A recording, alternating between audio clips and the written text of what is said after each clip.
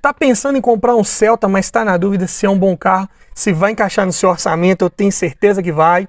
Se vai valer a pena comprar um carro desse, então vem comigo que nesse vídeo eu vou trazer um raio-x completo de todos os custos envolvendo a compra e a manutenção de um veículo desse. Vamos falar aqui de documentação, seguro, depreciação média anual, vamos falar de lista de peças de trocas periódicas preventivas, consumo, lista de equipamentos, parte mecânica, pontos positivos e negativos, tudo em detalhes. Eu sou o Paulo Silva e esse é o Bate-Papo Automotivo.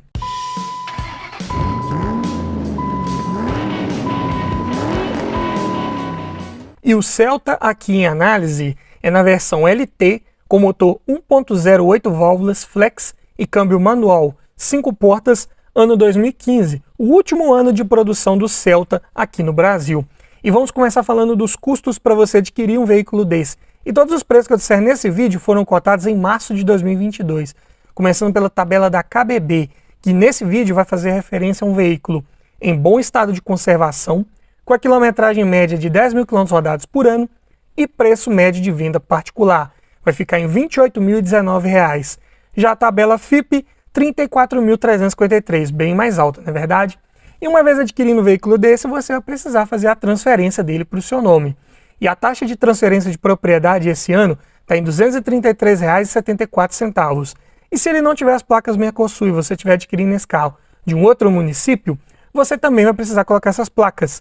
Em média, aqui na minha região, está R$ 300. Então, já no ato da compra, considerando tabela FIPE, você vai desembolsar R$ 34.886,74. E como que são os custos para você manter esse carro por ano com relação a documentos? Falando primeiro aqui de IPVA, que esse ano, excepcionalmente aqui em Minas Gerais, está sendo recolhido referente ao valor de tabela de janeiro de 2021. Essa é uma medida que o governo aqui do estado está tomando para que os impostos sobre veículos não aumentem tanto com relação ao ano passado. E o valor dele nessa época era R$ 25.446. E a alíquota aqui do meu estado é 4%. Então, fazendo a conta, o IPVA vai ficar em R$ 1.017,84. Já a taxa de licenciamento está em R$ 135,95. Agora falando de seguro, que não deve fugir muito dos 5% aí da tabela FIPE, que eu costumo cotar aqui para os vídeos do canal, uma vez que é um carro popular, de peças bem baratas, acessíveis. Sendo assim, vai ficar em R$ 1.717,65. Mas tenha em mente que esse é o valor médio, dependendo da sua idade, da cidade que você mora, do uso que você faz desse carro, ou se você já tem bônus, esse valor pode ser maior ou menor. Então, tenha este número apenas como uma média. Falando agora de depreciação, pegando o valor dele de tabela 3 anos atrás, ou seja, cotado em março de 2019, estava R$ 25.797. Diminuindo do valor de tabela de hoje e dividindo por 3, esse carro teve uma inflação média por ano nos últimos 3 anos de R$ 2.852, em percentual dá 8,3%. É um dos campeões aí de procura no mercado. E os números aqui não deixam mentir, porque foi um dos mais inflacionados aí nos últimos 3 anos. Se pegar outros vídeos que eu já fiz aqui do canal de carros também nessa categoria, você vai ver que é um dos mais valorizados. Então, excelente opção de compra pensando no pós-venda lá na frente, com certeza. Então, somando todos os custos envolvendo documentação, seguro e descontando essa inflação que esse carro teve no seu preço, ele vai te custar por ano R$ 19,44. O que dá por mês R$ 1,62. Parece absurdo, né? O carro custar isso aí com relação a documentos, mas isso é considerando que a pessoa que tenha comprado esse carro lá atrás aproveitou essa valorização e vendeu ele agora, né? Então, praticamente o que essa pessoa gastou de documentos nos últimos 3 anos foi coberto aí pela inflação do valor desse carro. Nos próximos 3 anos, não sabemos como vai ficar o mercado. Se continuar subindo os preços do jeito que estamos vendo, o custo para manter esse carro com relação a documentos será bem baixo, como estamos vendo aqui. Mas, se os preços começarem a cair, começar a sobrar carros no pátio novamente, essa depreciação vai tender a ser positiva. Então, ela será somada ao custo anual. Então, fique ligado. Mas vamos falar agora de manutenção. Como que é a cesta de peças de trocas periódicas preventivas do Celta? Mas antes eu tenho um recado para você. Tá olhando um carro para comprar, mas está na dúvida se é um bom carro, se foi um carro bem cuidado, se tá com a quilometragem adulterada, se já foi batido. Quer aprender a avaliar um carro em detalhes? Para isso, eu desenvolvi um e-book completinho com várias dicas para você avaliar seu próximo carro, várias técnicas para você identificar se um carro foi bem cuidado, se o carro está todo original. E também tem nesse e-book um checklist completo com mais de 280 itens de tudo que você precisa observar em um carro e o que você precisa observar para cada um desses itens, para você fazer uma análise mais criteriosa e não esquecer nada na hora da avaliação. Então esse e-book vem para te trazer muito mais conhecimento sobre como avaliar um carro e com isso aumentar muito as suas chances de levar um excelente veículo para a sua garagem. Link na descrição. E vamos começar falando aqui da cesta de peças pelas pastilhas de freio. Um kit de pastilhas dianteiras da Cobrec vai ficar em R$ 79,00. Um par de discos de freio dianteiros da Fremax, R$ 170,00.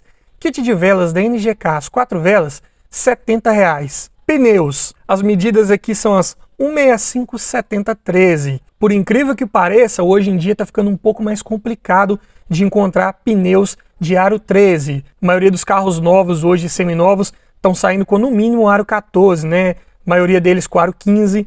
Então, esses pneus 13 estão ficando bem mais escassos no mercado. Então, encontrei aqui uns Goodyear Direction Touring.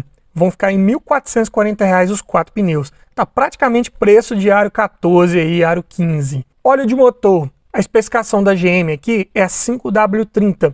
E esse é um motor que pega 3,5 litros com a troca do filtro. Então, cotei 4 litros de um Acedelco 100% sintético com API SN, que atende mais do que com folga a exigência mínima para esse motor. R$ 216,00 os 4 litros. Correia de acessórios, né, a Poly V da Gates, sem o tensor, só a correia, R$ 50,00.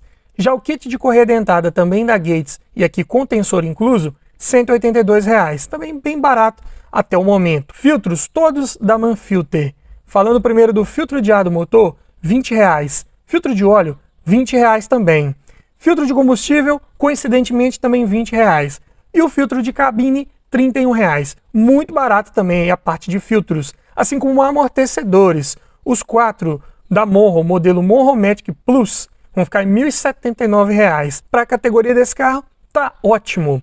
Então, somando a cesta de peças de trocas preventivas do Celta, vai ficar em R$ 3.377. Bem barato de manter um carro desse, bem fácil, não é verdade? Mais fácil que isso, só você deixando o like e clicando no botão de inscrever-se, é de graça, não toma nem um segundo do seu tempo e você me ajuda muito a trazer mais vídeos dessa forma aqui para o canal. Mas o Celta é um carro excelente, barato de manter, mecânica bem resistente, não quebra com facilidade, muito bom. Mas vamos falar agora dos custos envolvendo abastecimento. Falando aqui primeiro do custo do tanque cheio. É um motor flex, mas o etanol ultimamente está com um preço um pouco mais vantajoso proporcionalmente à gasolina, pelo menos aqui na minha região. Está a R$ 5,29 o litro e esse carro tem um tanque de 54 litros. Então você vai gastar R$ 285,66 para encher esse tanque. E falando agora do consumo, dados de ficha técnica. Na cidade esse carro faz 7,6 km por litro com etanol e 10,7 com gasolina. Já na estrada, 8,7 no etanol e 12,8 na gasolina. Mas falando aqui ainda em dados de ficha técnica, agora em autonomia, com o tanque cheio na cidade, esse carro pode rodar 410 km. Se for com gasolina, 578. Já na estrada, com etanol, 470 km. Com gasolina, 691. O que salva um pouco a autonomia desse carro é um tanque um pouco maior, considerando a sua categoria. Então, tá tudo certo. Mas vamos falar agora de equipamentos. Nessa versão LT, ele já vinha de série com direção hidráulica, vidro elétrico nas portas dianteiras, travas elétricas, ar-condicionado, duplo airbag frontal e ABS. Esses dois últimos já eram obrigatórios por lei, então viria de qualquer forma. Mas, para os padrões de projeto desse carro, né, que vinha de uma época que nem a direção hidráulica era item de série, até que está bem equipado. E não tinha nenhum opcional disponível aí nessa versão LT. Assim como o sistema de som, que também não vinha de fábrica. Se você quisesse, poderia colocar um na concessionária, né? E poderia ser que vinha com CD, com USB, Bluetooth, né? Já ano 2015, mas de fábrica vinha apenas com a preparação para som, que eram os chicotes elétricos ali para alto-falantes de porta e para o rádio aqui no painel. Mas vamos falar agora de parte mecânica. Esse é o motor GM Família 1, bem conhecido aí da linha Chevrolet, de comando simples no cabeçote acionado por correia dentada, motor de bons 77 cavalos na gasolina e 78 no etanol, 9,5 kg de torque na gasolina e 9,7 no etanol.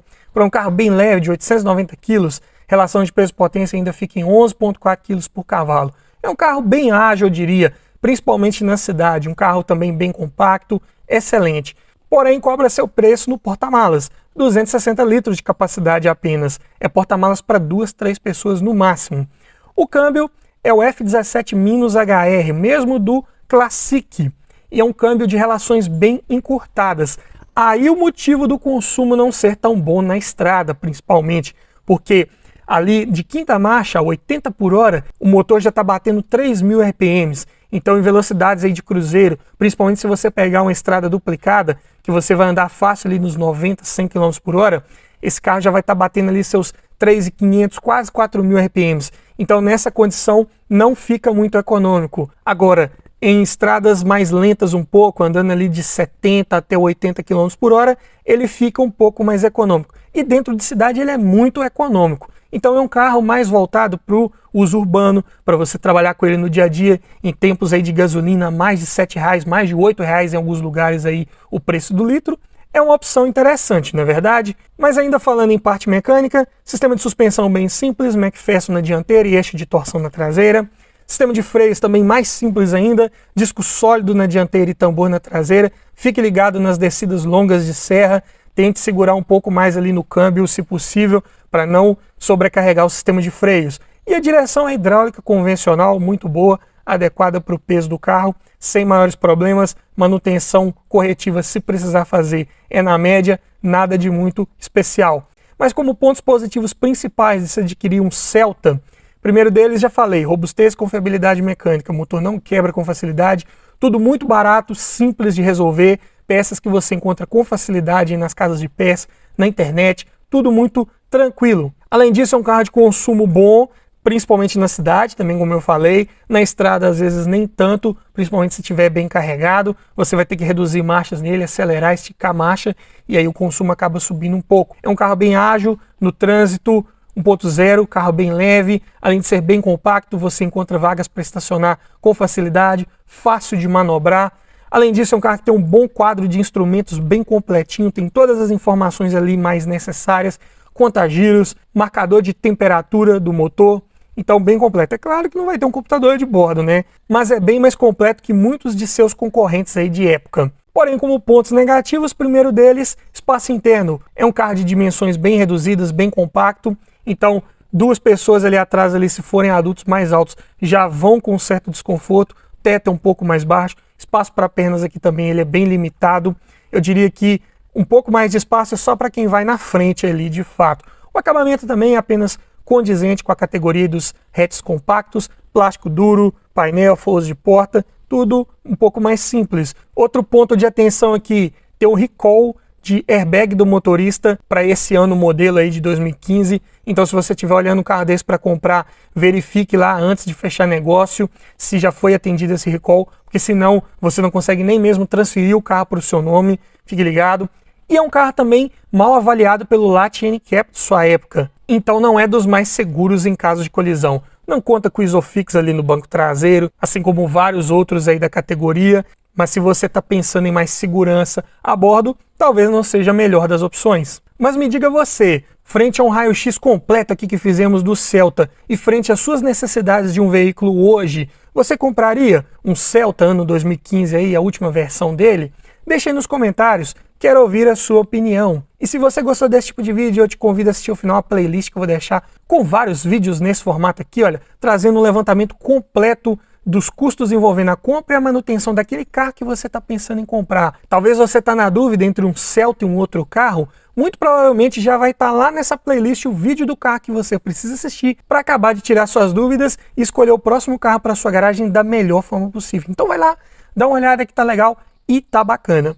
E é isso aí. Obrigado por assistir, aquele abraço e até o próximo vídeo.